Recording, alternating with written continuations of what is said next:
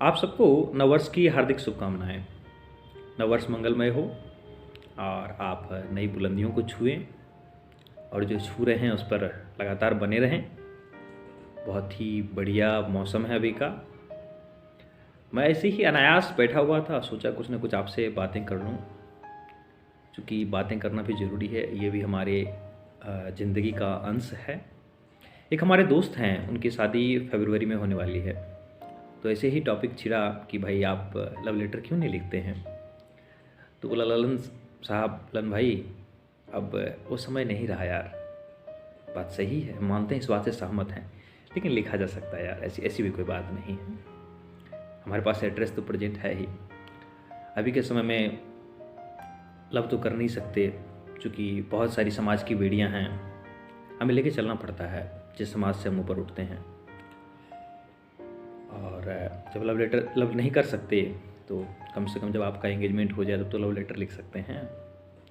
एक अच्छी यादें होंगी हमारे ख्याल से, हमें उन चीज़ों को नहीं भूलना चाहिए। ये अच्छी बात है कि हम धीरे धीरे मॉडर्न बनते चले जा रहे हैं, लेकिन कभी आप गौर करिएगा कि जब मोबाइल पे हम बात करते हैं या सिंपल सा बहुत शॉर्ट में मैसेज टाइप कर देते हैं, गुड नाइट को भी GT98 लिख देते हैं, ठीक है, तो वो फीलिंग नहीं रह जाती है। कभी आप इसको लिख करके देखिएगा। ये कैजुअल सी बातें हैं कि जो लिखने में आनंद आता है और एक इंतज़ार होता है कि लेटर पहुंचेगा, हमने जो लिखा, एक बहुत ही बेहतरीन फीलिंग आती है।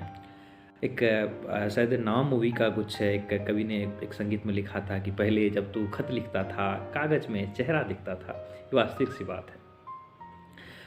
पहले की बात है कि जब मैं छोटा था उस टाइम में अक्सर चिट्ठियों का प्रचलन था। मुझे याद, हाँ, मैं चार या फिफ्थ या फोर या फिफ्थ में क्लास में मैं लगभग पढ़ रहा था। जहाँ तक मुझे याद है कि गांव में बहुत लोग चिट्ठी पढ़वाने आते थे हमारी मम्मी से। तो स्पेशल उसमें नई युवतियाँ होती थीं, लेडीज़ होती थी, तो मैं सुनता था उस चिट्ठी को। उस टाइम तो मैं छोटा था, समझ में तो कुछ आता नहीं था, लेकिन अच्छा लगता था। उसके बाद वो जवाब लिखवाती थी। तो खैर, जब आप चिट्ठी दूसरे से लिखवाते हैं तो शब्द की सीमाएं होती हैं और आपकी भावनाओं की भी सीमाएं होती हैं। लेकिन जब चिट्ठी आप खुद अपने महबूब के लिए लिख रहे हैं, चाहे वो प्रेमी हो या प्रेयसी हो, तो जब आप लिखते हैं तो एक बहुत ही बेहतरीन फीलिंग आती है। ठीक है, ये एक भावना है। और चाहे लिखना हो, जैसे आप फूल को देखते हैं तो आपने क्या फील किया, ये लिखना मुश्किल होता है, लेकिन एक बहुत ही बेहतरीन भावना उत्पन्न होती हैं। तो हमारे ख्याल से आज के युवा को भी लिखना चाहिए चिट्ठी, और भेजिए अपने प्रियतम को, महबूब को। ये यादें बन के रहेंगी, आपकी यादों की डायरी में एक पन्ना और जुड़ जाएगा।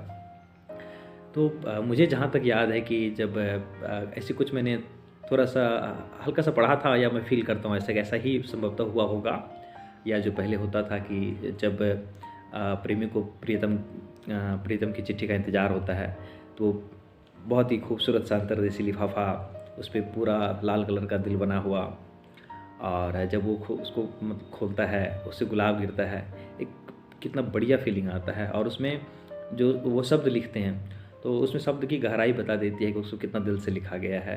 और कभी कभी कलम भी बदल जाता है, इससे पता चलता है महबूब ने इसे एक दिन में नहीं लिखा, उसको सोच सोच करके उसको लिखना पड़ता है कि क्या लिखें।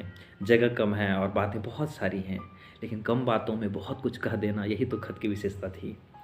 उसके बाद कभी कभी जो स्याही यूज हुई, या फिर पेज वहाँ पे गीला गीला लगने लगता है।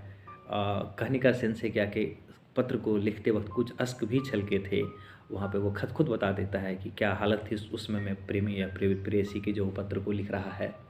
तो वास्तविक ये बहुत ही बेहतरीन भावनाएं थीं।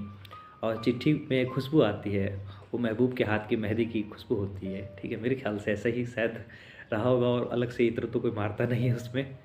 और साथ ही साथ कि कभी कभी आपको चिट्ठी पर आपको नेल पॉलिश का दाग भी मिल सकता था।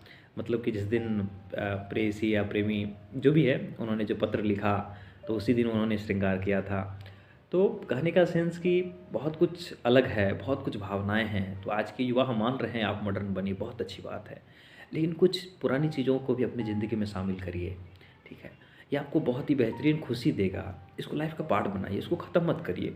जो बीत गया बहुत अच्छी बात है कि धीरे धीरे सब बीतता चला जा रहा है, लेकिन यादों के झरोखों में इसको शामिल करिए। ठीक है, जैसे बॉनफायर वगैरह है, लोग धीरे धीरे मान रहे हैं, वो हो रहे हैं, अपने लिए थोड़ा सा वक्त निकालिए। ठीक है, फिर अलग से समय नहीं मिलता है। धीरे धीरे हम अपना नौकरी में या नौकरी ही कर सकते हैं, कहीं ना कहीं जॉब कर रहे हैं, उसके बाद पहले आपका परिवार था, शादी के बाद और फैमिली बढ़ जाती है, उनके भी परिवार होते हैं, वो भी आपका परिवार बढ़ जाता है, जिम्मेवारी बढ़ती चली जाती है। लेकिन जो भी छोटा से छोटा समय है उसमें आप ज़िंदगी का आनंद लेते रहिए, यही ज़िंदगी की विशेषता है। धन्यवाद, नमस्कार, जुड़े रहिए। कोई यदि आप कमेंट करना चाहें या कोई सजेशन देना चाहें तो हमेशा से ही स्वागत है, मोस्ट वेलकम। आप ज़रूर कहें कि आप किसी विशेष टॉपिक पे यदि सुनना चाहते हैं तो हम आपको ज़रूर सुनाएंगे। और इसी के साथ मैं विदा लेता हूँ, अगली वीडियो में मैं जल्द ही वापस आऊँगा। धन्यवाद, नमस्कार।